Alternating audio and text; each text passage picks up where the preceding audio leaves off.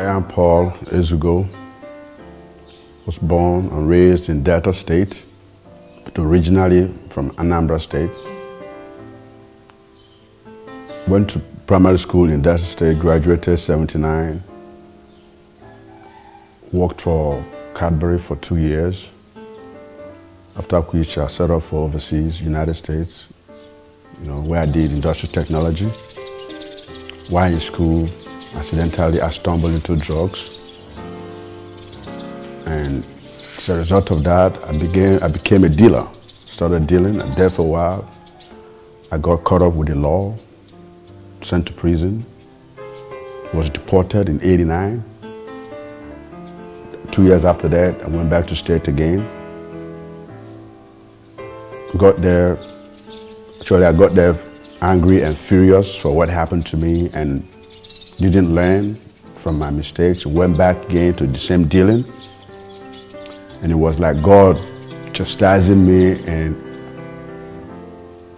out of nowhere, I became a victim of a circumstance I didn't know nothing about, and I ended up in prison again and was sent back to Nigeria again, where I came and began to ask God questions. Why was I victimized? And the answer he gave to me was, I never knew him.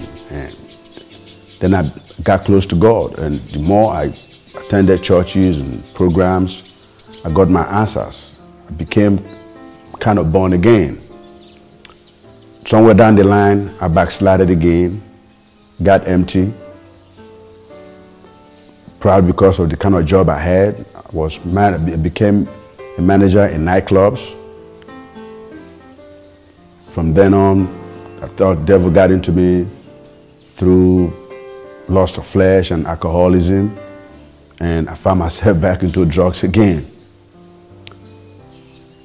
But I knew that if I could get fortified by the Spirit of God, that I could get over it, I began to search for a place to go.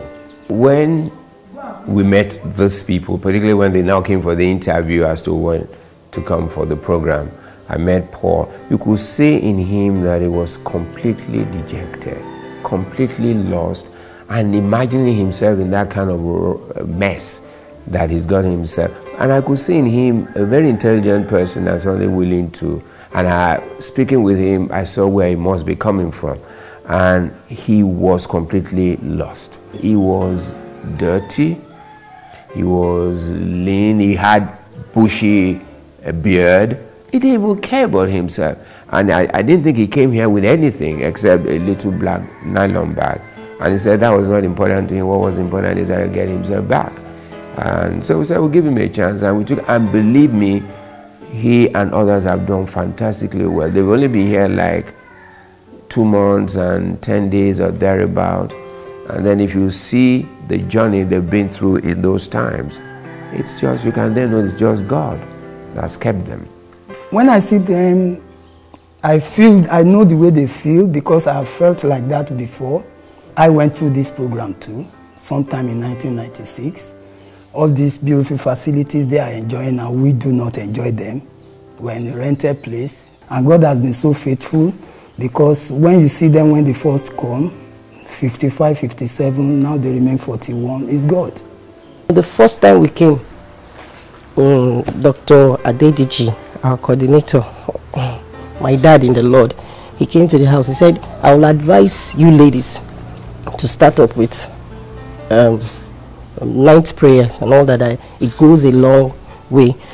So my sister and I, Raquel, we both said, okay, since doctor said so now, let's continue. In fact, she started it. So both of us, since 9 months ago, as in last year, September till date, we have been doing that. We have not stopped. And we will not stop until we graduate by the grace of God.